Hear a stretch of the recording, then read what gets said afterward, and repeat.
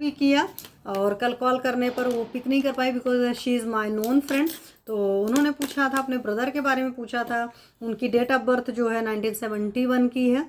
ठीक है, मैं ज़्यादा डिटेल नहीं बता सकती क्योंकि नॉन लोगों का केस थोड़ा सा बोलते हो तो थोड़ा ख्याल रखना पड़ता है। बट मैं आपको कुंडली बता सकती हूँ कि मकर लग्न की कुंडली है और लग्न में ही मार्स मून राहु तीनों पड़े हुए हैं। अब आप यहीं से समझ सकते हो कि इस इंसान के बारे में अगर मैं यहीं से बात करूं, मकर लग्न की कुंडली मतलब शनि का लग्न है। ठीक है, और शनि के लग्न में मार्स जी जब आ जाते हैं तो पंगा देते ही हैं। मतलब शनि के लग्न मतलब शनि की राशि में अगर आएंगे, साथ में राहु भी है तो हर चीज़ों को एग्रीवेट बहुत ज़्यादा कर देगा, तो राहु बहुत ज़्यादा एक्सपेंशन लाता है। और साथ में भी मून भी है तो थोड़ा सा इस इंसान को अपने मन से भी तकलीफ रहेगी। अगर मैं मार्स को कहूँ छोटे भाई बहनों का कारक होता है तो वहाँ पर हो सकता है छोटे भाई बहनों से भी थोड़ी बहुत इधर उधर की उलझन रह सकती है। डिपेंड करता है कि कुंडली के किस हाउस को कौन सा रिप्रेजेंट करता है। हालांकि 10 नंबर के लग्न में इनका 5वें घर में सैटर्न है और सैटर्न जो है वक्री है। सबसे बड़ी बात है मतलब लग्नेश इनका वक्री है। बली तो नहीं है लेकिन कमजोर भी नहीं है क्योंकि लग्न से जब 5वें गया तो 1529 मतलब अगर चाहे लग्न में कोई चीज़ स्थित है, चाहे 5वें घर में जा रही है चाहे 9वें घर में जा रही है, तो तत्व वहाँ पर सेम हो जाते हैं और उस वक्त सही चीज़ें रिजल्ट अच्छे आते हैं। तो इस हिसाब से शनि जी ठीक है। अब ये मैं इनसे इसलिए कॉल किया था कि कॉल करने से पता चल जाएगा वाकई शनि इनका किस घर का रिजल्ट शो किया। अगर घर का फायदा नहीं मिला होगा मतलब घर का सुख नहीं होगा और घर पर बहुत ज़्यादा मेहनत करनी पड़ी होगी तो उस केस में शनि ने 4th हाउस के इफेक्ट दिए होंगे। और अगर पढ़ाई लिखाई में डिले हुआ होगा इन सब सारी चीज़ों में या स्लो लर्नर रहे होंगे तो आपको पता है सैटर्न ने 5th हाउस के रिजल्ट दिए होंगे।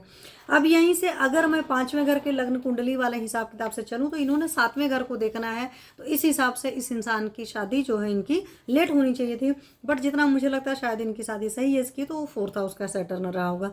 तो वहाँ पर हम लोग कई बार, क्योंकि आज से 50 साल पहले वाले जो जन्म होते हैं बहुत सही से लोगों को टाइम पीरियड याद नहीं रहता था, मतलब एग्जैक्ट मिनट उनट का, तो वहाँ से डिग्री का फर्क पड़ जाता है, वहाँ से फिर हाउस वगैरह के फर्क पड़ जाते हैं कुंडली के। सप्तम में केतु है, आपको पता है कि सप्तम का जो केतु होता है या लग्न का राहु थोड़ा बहुत परेशान करता ही है क्योंकि आपके लग्न में ही राहु आ गया और लग्न का मतलब है आपका शरीर, आपका मन, आपका टोटल व्यक्तित्व। तो राहु जब लग्न में बैठेगा तो आपके अंदर भ्रम देता है। तो वहाँ पर अगर आप बहुत ब्रॉड माइंडेड होते हो तब तो अच्छा आता है, अदरवाइज अगर ब्रॉड माइंडेड नहीं हो तो फिर लग्न का राहु काफ़ी ज़्यादा तकलीफ में देता है। तो ये समझने की ज़रूरत है। उसी तरीके से सप्तम का केतु भी तकलीफ देता है। ये मैंने कई तरह, क्योंकि केतु की आदत है जहाँ बैठता है वहाँ मतलब एस्ट्रोलॉजी का सिंपल सा कंसेप्ट है, आप उस घर के सुख भोग चुके हो तो इस जन्म में उस घर के सुख आपको कम मिलते हैं, किसी न किसी वजह से कुछ ना कुछ तकलीफें रहती हैं। तो वहाँ पर आपको समझने की जरूरत पड़ती है। या तो केतु का माइंड सेट डेवलप कर लीजिए तो फिर केतु अच्छे रिजल्ट देता है। एस्ट्रोलॉजी का बहुत सारे लोग कहेंगे मैम आप डराने वाली बात करते हो। मैं कभी भी डराने वाली बात नहीं करती क्योंकि मैं तो बात ही हमेशा कर्मा अलाइनमेंट पर करती हूँ कि आपकी कुंडली का अगर ये कॉम्बो है, आप पैदा हुए उस दिन परमात्मा की मर्जी से पैदा हुए, तो पक्का सी बात है कि चीज ही सही है।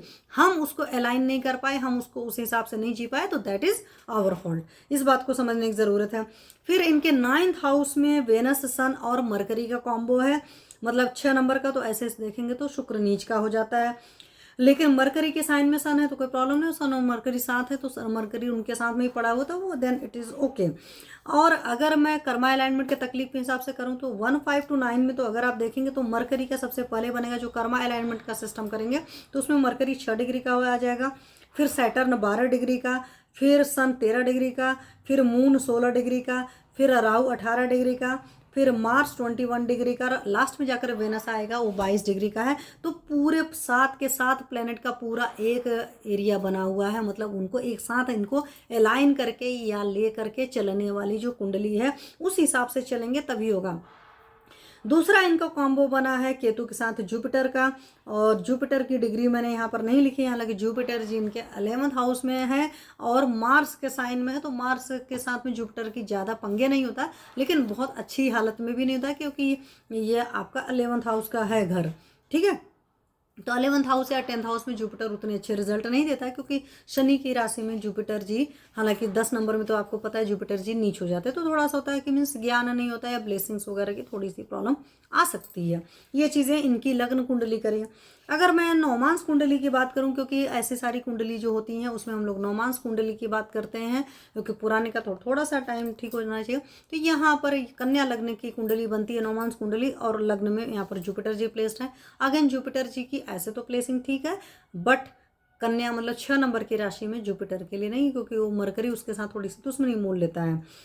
फिर अगर आप आगे देखेंगे तो इसमें 6th हाउस में सन मतलब सैटर्न के कुंभ राशि का मरकरी है। 6th हाउस का मरकरी भी दिमाग को करेगा रोग रणिर्भू, मतलब सोचने की नर्वाइन प्रॉब्लम या नर्वस इश्यूज या नर्वस ब्रेकडाउन टाइप की तकलीफ है, या कह सकते हो कि थोड़ा सा झक्की टाइप का पना, या इस तरह के स्ट्रेस टाइप, मतलब 6th हाउस है ना आपका, नर्वस कंट्रोल की बात है या जबान की बात है। जिसकी कुंडली है प्लीज़ वो परेशान नहीं होइएगा, आपको देखना पड़ता है कि क्या यही रिजल्ट आ रहे हैं क्या नहीं आ रहे हैं। तो यहाँ पर ये चीज़ है। फिर इसी कुंडली में 8th हाउस में देखेंगे सैटर्न के साथ सन है अब, और सन मतलब सन इसमें उच्च का है, जाकर के मेष राशि का सन है। अब मेष राशि के सन में की बात करेंगे तो उच्च का होता है, लेकिन मेष राशि में आपके जो शनि जी हैं वो नीच के हो जाते हैं। तो यहाँ पर ये चीज़ हो सकती है कि पिता पुत्र में या तो तकलीफ होगी अंदर से, क्योंकि 8th हाउस में जाकर के वो सिस्टम बन रहा है, या ऐसा भी हो सकता है कि आपको सरकार से गवर्नमेंट रिलेटेड प्रॉब्लम कहीं ना होता है। हमेशा एक चीज़ होती है कि कोई भी राशियां जब उच्च की होती है तो उनके एक लिविंग और नॉन लिविंग कंटेंट होता है। तो लिविंग में कई बार अच्छा रहेगा तो नॉन लिविंग प्रॉब्लम देगा, नॉन लिविंग अच्छा रहेगा तो लिविंग में प्रॉब्लम देना पड़ेगा, तो देता है वो, मतलब नॉर्मली देखा जाता है। तो ये कुंडली देख करके सामने वाले से बात करके समझा जाता है, क्योंकि कई बार कुछ हम बाहरी लोग कुछ समझते हैं। जैसे मैंने आपको बताया था ना, एक पेशेंट थे, वो अपने फादर की मेरे से डिस्कस किए, तो मैंने हेतु निकालने के लिए आयुर्वेद के हिसाब से पूछना शुरू किया था। तो वो father is too much cool and काम।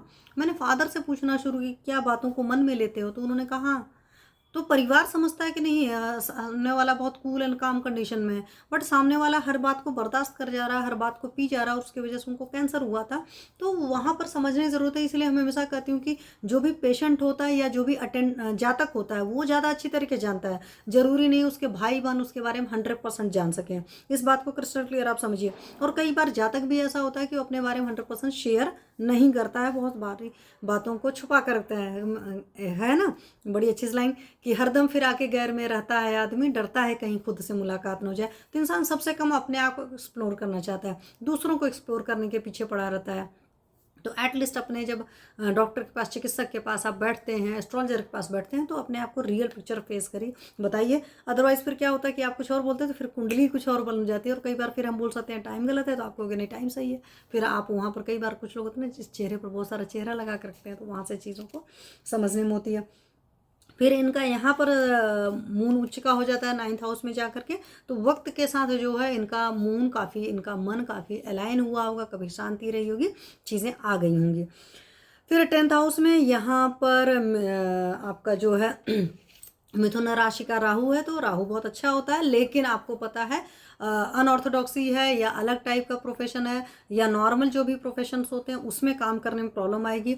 अगर आप ऑनलाइन काम करोगे, फॉरेन रिलेटेड वर्क करोगे, या आपका काम दिखता कुछ होगा या कुछ और होगा, या बहुत बड़ा एक्सपैंड करके करोगे, तो उस केस में आपको राहु बहुत बढ़िया रिजल्ट देगा, क्योंकि नॉर्मल पैटर्न पर राहु चलना ही नहीं जानता, उसको हर चीज़ अलग तरीके से चलने को चाहिए, है ना।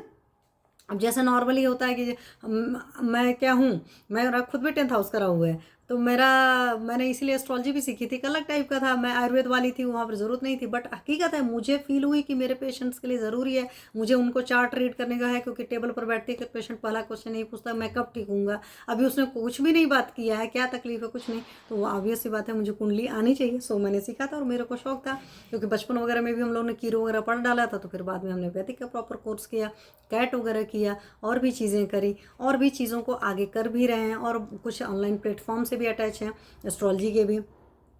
फिर इसी तरीके से इनके 11th हाउस में मार्स के साथ वेनस है, और वहाँ पर मून की राशि में है, तो वहाँ से भी चीज़ें हैं थोड़ी सी इधर उधर हैं। उनको मेन था कि गुस्सा वगैरह का था।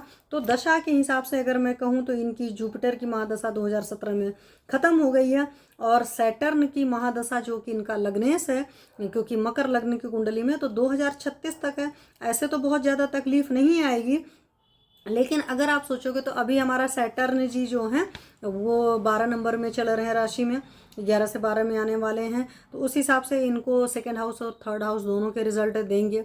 इस बात को समझने की कोशिश करना है। और अगर अलाइनमेंट वगैरह का मैंने आपको इनको पहले ही बता दिया कि काफ़ी चीज़ों के साथ में है, और जब उन चीज़ों के है क्योंकि सैटर्न वहाँ बैठा, फिर वहाँ से तीसरी दृष्टि डाला इन्होंने फिफ्थ हाउस पर, क्योंकि अगर मैं 12 नंबर अभी लेती हूँ रविंद्र यादव जी नमस्ते, तो वहाँ से तीसरा डाला, तो वो तीसरे पर डाला, तो तीसरे की दृष्टि जो होती है काफ़ी कर्म करने की बात करती है, प्रयास करना पड़ता है। थर्ड हाउस का मतलब यही होता है, जो थर्ड वर्क होता है, क्योंकि साहस होता है ना, पराक्रम होता है। और सैटर्न की तीसरी दृष्टि जहाँ पड़ती है तो वहाँ पर आपको बहुत ही भी ज़्यादा परिश्रम करने की ज़रूरत पड़ती है। इसी वजह से इनके अभी बच्चों के साथ थोड़े प्रॉब्लम होंगे, क्योंकि फिफ्थ हाउस आपको पता है शिक्षा, संतान और प्यार का घर होता है, और साथ में आपके चित्त होता है, आपका मनस होता है। तो ये अपने आप अंदर से भी परेशान होंगे और साथ में बच्चों को जैसे भी तकलीफ इनको आएगी, क्योंकि वहां पर जा रहा है। फिर वहीं से आप सामने अगर देखोगे थर्ड हाउस को, तो नाइन्थ हाउस पर दृष्टि देगा, और 10वीं दृष्टि अगर आप देखेंगे तो इनके होगा 12th हाउस पर। और 12th हाउस पर तीसरी दृष्टि जब जाएगी, तो तीसरी दृष्टि वहां जाने से फिर नींद वगैरह की भी तकलीफ होगी, और जहां भी नींद का तकलीफ आएगी वहां से चिड़चिड़ापन वगैरह सारी चीजें आएंगी। तो 2036 तक इस तरह के योग दिखते हैं। तो वहां पर क्या है, एकदम बेस्ट तरीका होता है सैटर्न के टाइम में। मैं हमेशा कहती हूँ, चाहे शनि के 7.5 ही हो और चाहे शनि का टाइम पीरियड चल रहा होता है, वहां पर आपको एक्सेस एफर्ट करने की जरूरत होता है। हनुमान जी की आराधना कर सकते हैं। आप किसके भक्त हैं आप देख लो, आप शंकर जी की आराधना करना चाहते हो शंकर जी की आराधना करना सकते हो, हनुमान जी की आराधना करना चाहते हो हनुमान जी की आराधना कर सकते हो। बट आपकी जो दिनचर्या है बहुत अच्छी से होनी चाहिए। रात में जल्दी सोना, सुबह जल्दी उठना, भूख लगने पर ही खाना, किसी भी सर्वेंट या लोअर लेवल के लोगों को परेशान नहीं करना, उनके लिए जितना अच्छा से अच्छा कर सकते हो, क्योंकि शनि जो होता है सिर्फ न्याय कारक होता है। तो ये न्याय का वक्त आपकी जिंदगी में आता है, तो ट्रबल उन्हीं लोगों को देता है जो थोड़ा सा भी अन्याय करेंगे। इस बात को आप सिंपल समझ लीजिए। अब अन्याय का मतलब ये नहीं था, कई बार हम जानबूझ कर करते हैं, कई बार अनजान बन करके भी करते हैं। तो आपको वहां पर बहुत ज़्यादा तौल मोल करनी पड़ेगी, तभी न्याय सही हो पाता है। क्योंकि वहां पर रिश्ते नाते नहीं दिखे जाते, शनि नाता रिश्ता नहीं देखता है। शनि के साथ है कि भाई न्याय वाला बंदा अगर सोचेगा मेरा बेटा है, मेरा भाई है, मेरी बहन है, तब तो न्याय ही नहीं कर पाएगा। तो शनि के साथ में थोड़ा सा बोलते हैं विरक्ति कारक ग्रह होता है, बैराग देता है, क्योंकि आपकी जितनी अटैचमेंट रहेगी उतनी तकलीफ होगी। और चाहे शनि की 7.5 ही हो, चाहे शनि का टाइम हो, सिंपल सा बोलते हैं ना कि आंख खुला रखो, कान खुला रखो, लेकिन मुंह बंद रखो। तो मुंह से कम बोलिए, चीज़ों को एनालाइज करिए, चीज़ों को देखिए। और थोड़ा सा मैं कहूँगी कि कुछ मंत्रों का अगर आप जाप कर सकते हैं तो उन मंत्रों का जाप करिए, ठीक है। ये सब चीज़ें करेंगे तो ये वक्त अच्छा जाएगा। बाकी मैं उनसे और पूछ करके, मतलब उनके और क्या क्वेरी है उसके अकॉर्डिंग देखूंगी। और ये भी सिर्फ अभी कुंडली के बेसिस पर है। आपको पता है कि हमेशा ऐसे सारी चीज़ों में प्रश्न कुंडली भी हम लोग लगाते हैं, तो हमने प्रश्न कुंडली नहीं लगाई कि प्रश्न कुंडली क्या कर रही है, ठीक है। तो ये मोटा मोटा आइडिया नॉर्मली मैंने बता दिया। आप लोगों में से जो एस्ट्रोलॉजर हो, आप लोग भी अपना ओपिनियन दीजिएगा। Thank you.